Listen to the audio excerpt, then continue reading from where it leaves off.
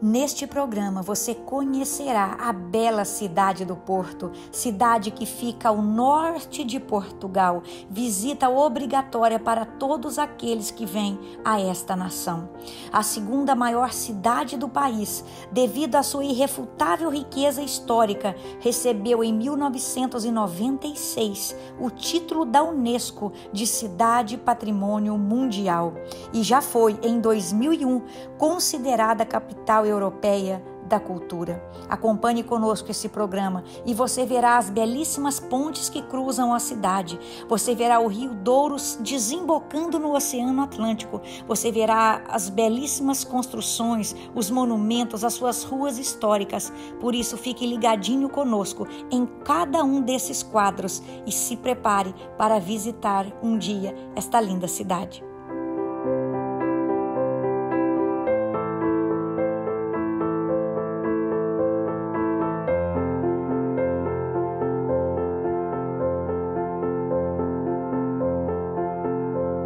Muito boa tarde, você que está no Brasil, você que está em Portugal, você que está em qualquer parte do mundo. Olá, graça e paz. Muito bem-vindo a mais um programa No Caminho. É com muita alegria e diante desse cenário deslumbrante que eu quero convidar você para ficar juntinho conosco.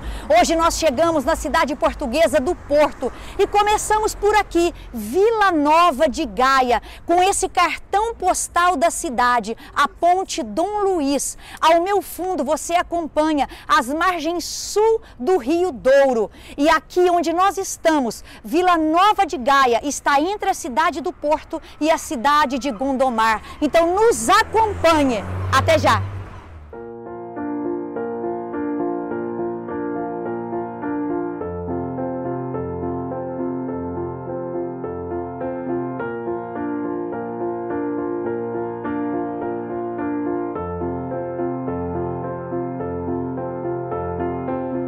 Aqui em Gaia, bem pertinho das margens sul do Rio Douro, nós encontramos essas embarcações.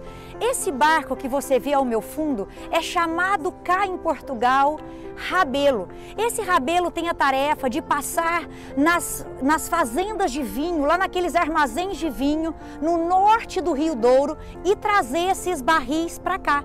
É daqui de Gaia que saem os barris de vinho do Porto que são exportados para todo mundo. Talvez você esteja me acompanhando aí da sua casa e você já tenha provado um vinho do Porto. Pois é, são essas embarcações chamadas rabelo que traz esse vinho e que transportam esse vinho. Queridos, e uma coisa que nós hoje não podemos fazer por você é uma degustação, porque essa equipe No Caminho é álcool zero. Então imagine aí como é uma garrafa de vinho do Porto, imagine aí, queridos, como é o gostinho e simplesmente fique como nós, álcool zero.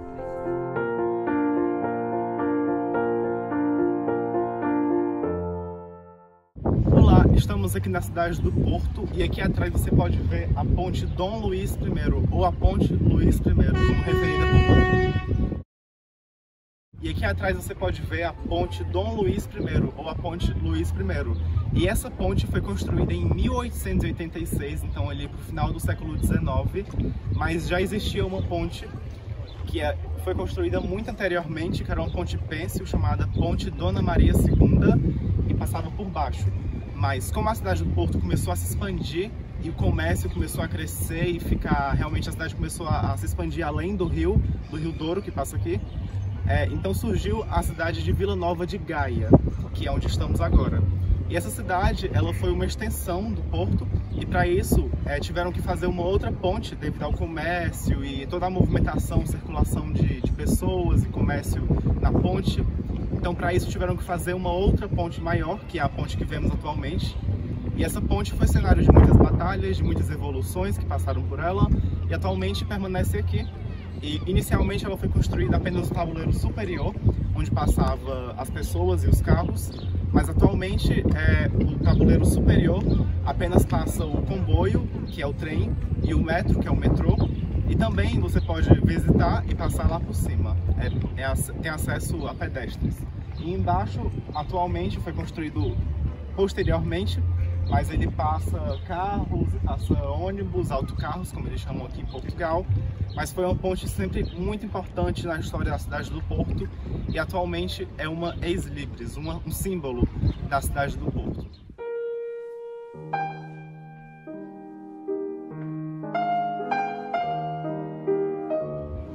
Além de toda a história envolvente nessa ponte, da arquitetura, das batalhas, etc., ainda tem uma lenda, um certo mito, uma controvérsia que envolve a ponte, que é, quando a ponte foi inaugurada no ano de 1886, que era o reinado do rei Dom Luís I, a ponte, foi inaugurada e houve uma festa de inauguração, e o rei Dom Luís decidiu não vir.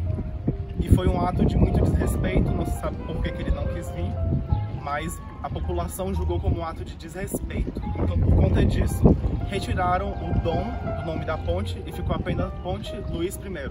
Hoje em dia, tem gente que fala sobre a ponte falando Dom Luís I e outros que referem-se à ponte como apenas Ponte Luís I.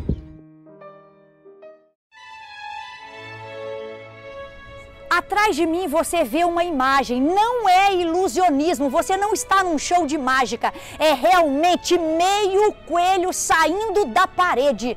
Esta obra de arte chamada Meio Coelho foi feita pelo artista plástico e também grafiteiro Bordalo II, que nasceu em Lisboa, mas veio cá nesta região construir essa obra de arte. E esse artista é alguém que trabalha somente com materiais recicláveis. E essa obra de arte aqui foi feita com material reciclável.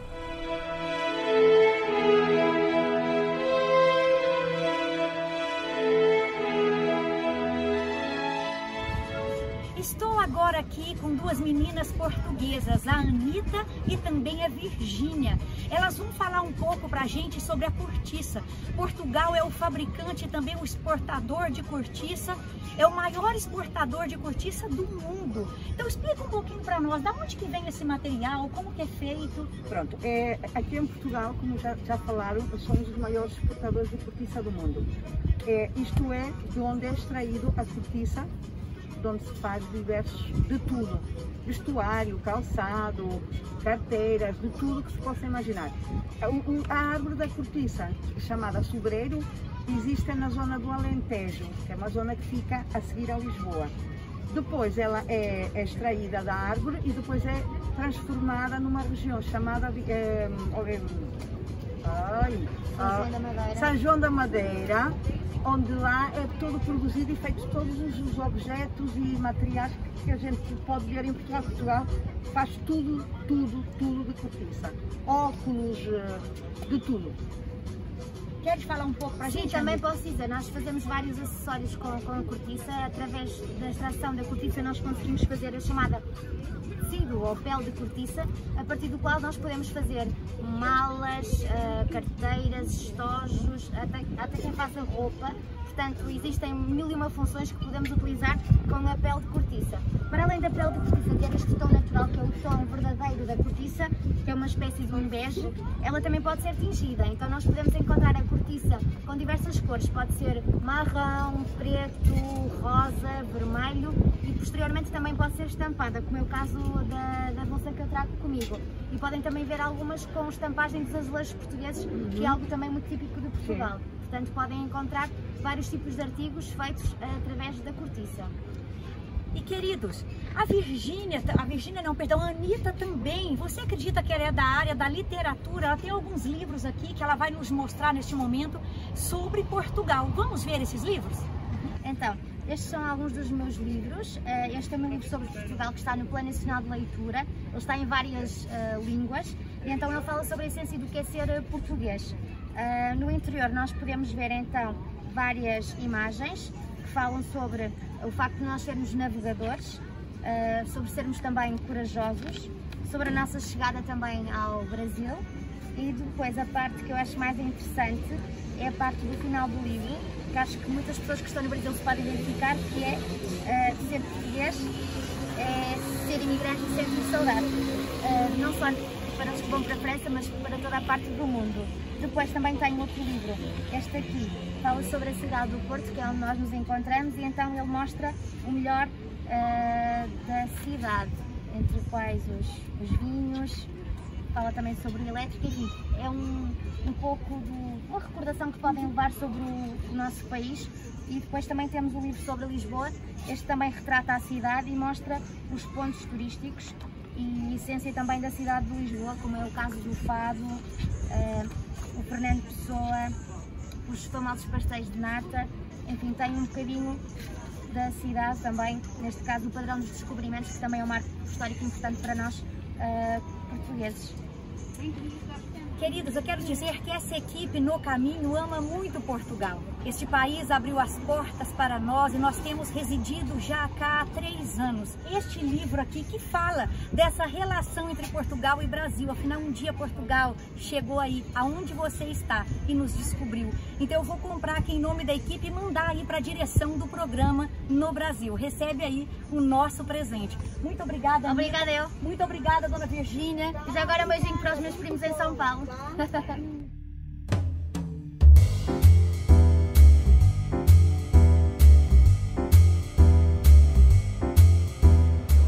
E vamos à degustação. Esse aqui é um prato típico do Porto, se chama a francesinha.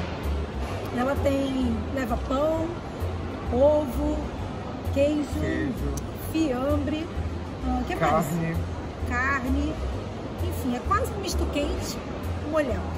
Com um molho bem diferente. E essa iguaria típica aqui do Porto, ela foi criada em mais ou menos 1960, na década de 60 do século 20, e ela tem a inspiração no croque monsieur, que é uma iguaria francesa, né, mas que foi adaptada até se transformar na francesinha. E aí os imigrantes portugueses que iam para a França e gostavam muito desse croque monsieur, que era uma espécie de um sanduíche, só que sem molho, gostaram tanto que trouxeram para cá, e aí ficou conhecida como a francesinha, que era uma comida mais da classe trabalhadora, uma comida mais simples de fazer tanto em casa como no restaurante, e aí por isso ficou tão popular entre as pessoas da classe baixa, da classe média, e agora, né, atualmente virou um dos símbolos da cidade do Porto, da culinária, não só do Porto, mas também da região norte. E agora vamos comer. Oba!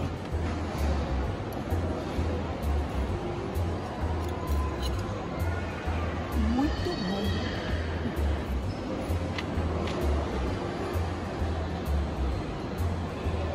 Uma delícia, muito gostoso.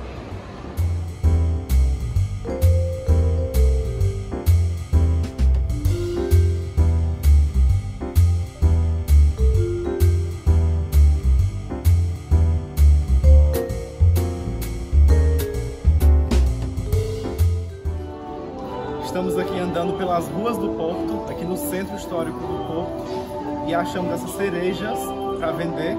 A gente está na época das cerejas, que é ali o começo do verão e até a metade do verão, no mês de julho, agosto. E é muito comum a gente ver isso nas ruas, eles vendendo, porque é tradicional deles comerem cerejas. Então, e no Brasil a gente está acostumado a ver todo tipo de fruta pela rua. Só que aqui a gente vê essa maravilha que a gente já está acostumado a ver no Brasil só em compotas, que é a cereja. E ó, é uma delícia, vale a pena experimentar.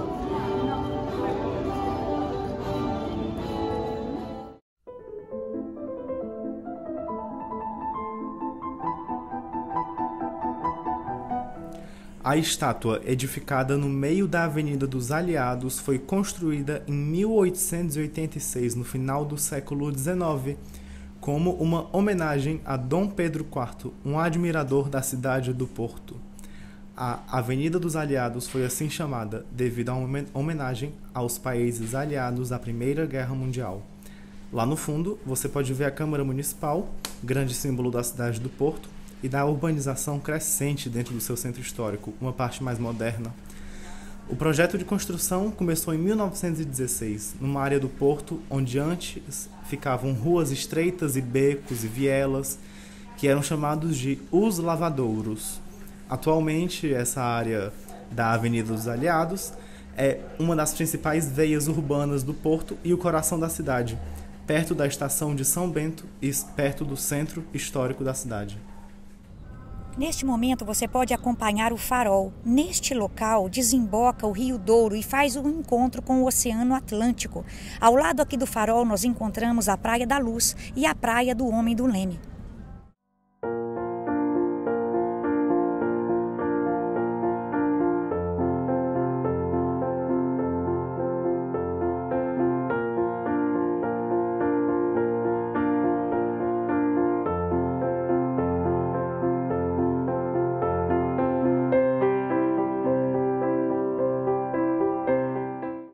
Saímos de Vila Nova de Gaia, aquele lugar tão lindo, e você acompanhou conosco todo o trajeto até aqui na cidade do Porto.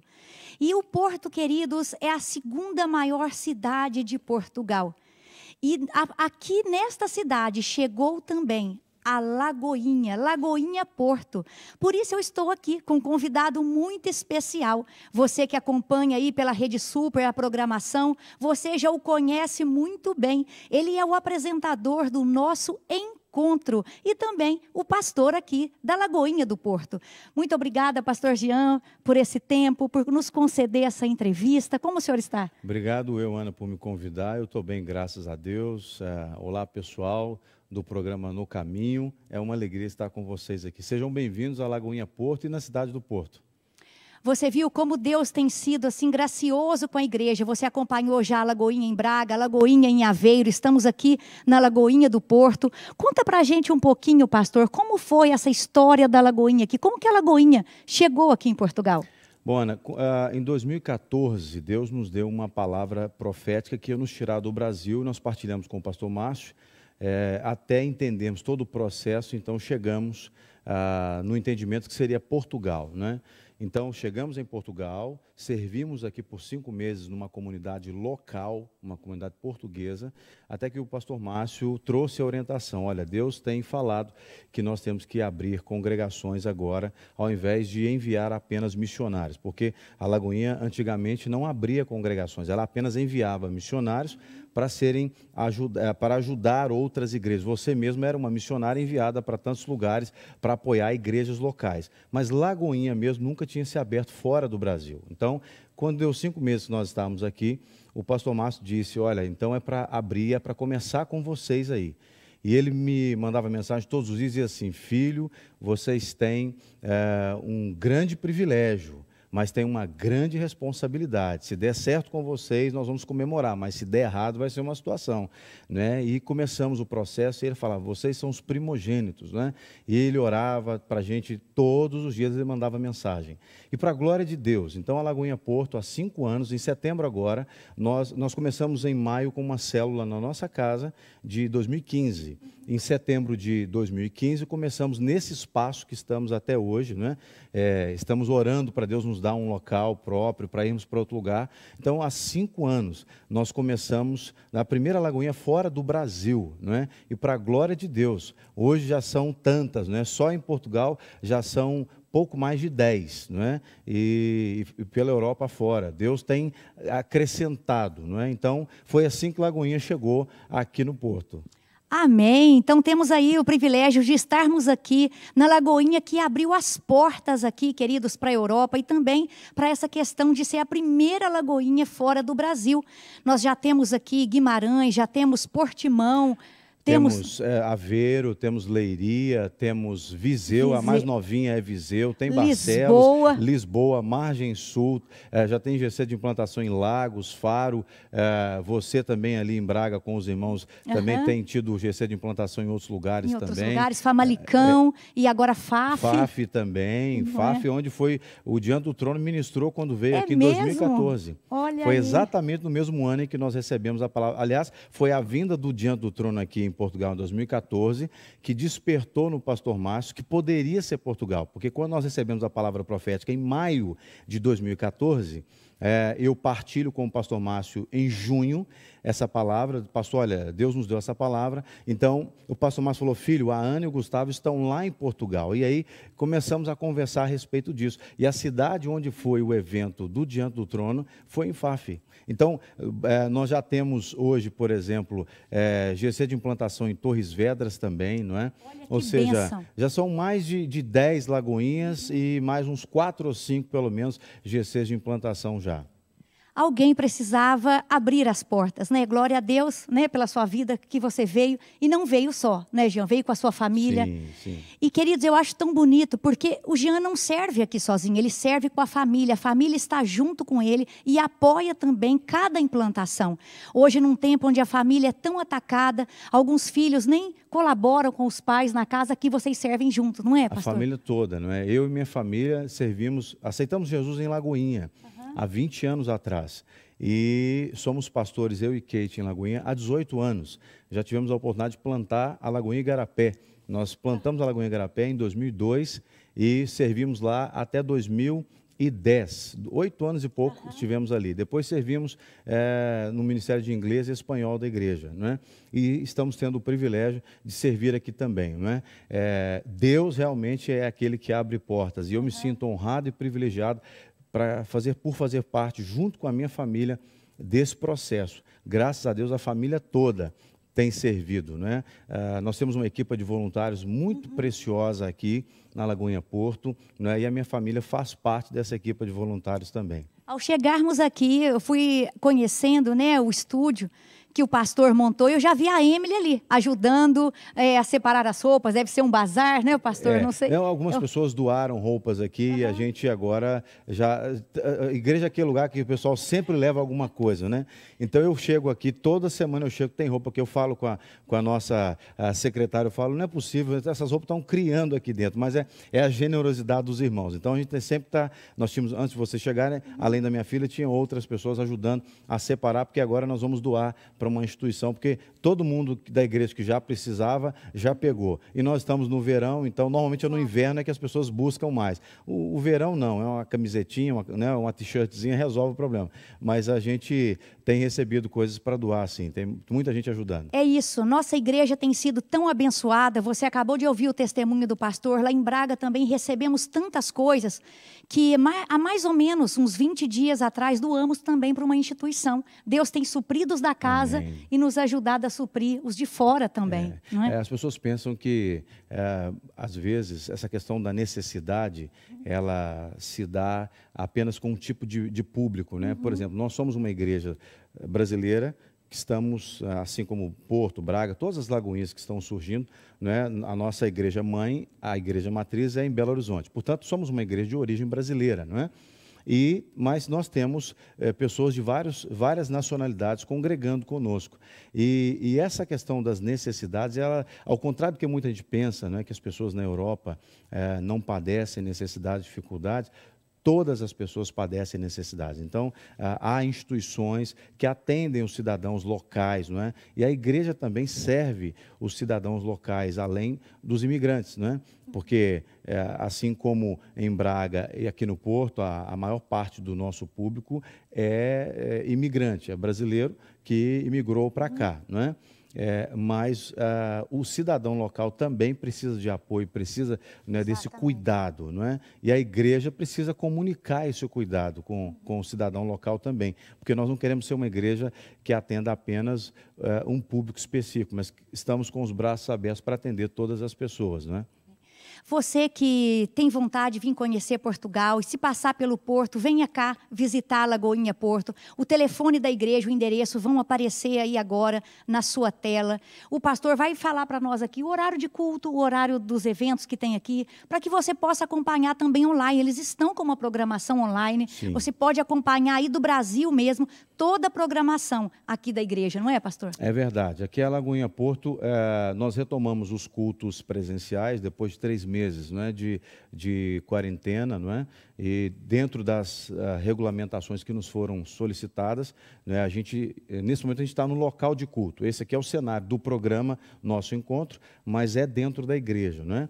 E nós temos todas as medidas de segurança tomadas, não é?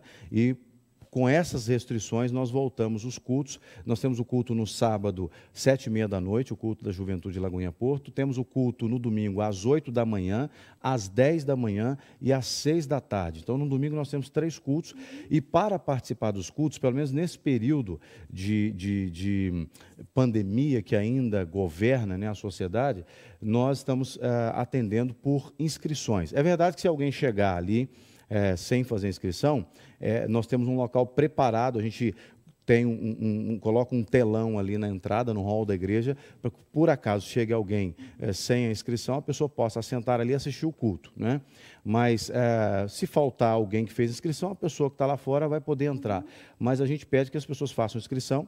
Nós disponibilizamos o link de inscrição nas nossas redes sociais, Lagoinha Porto, seja no Facebook ou no Instagram também.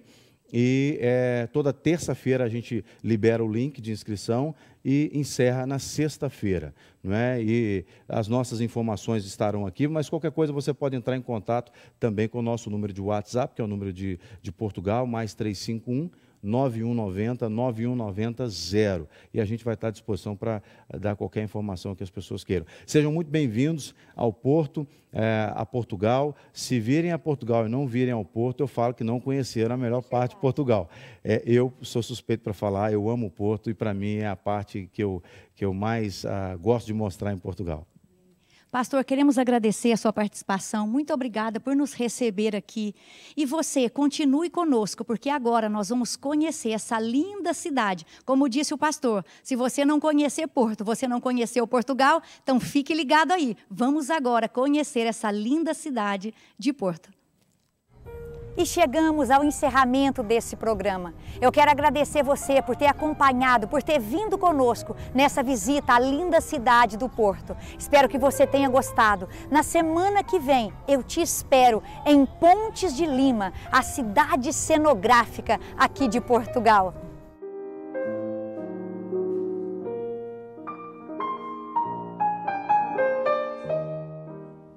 No capítulo 27 do livro de Atos, você pode ler a história do apóstolo Paulo, partindo em uma embarcação da Ásia Menor, diretamente para a Itália. Ele parte, queridos, como um prisioneiro.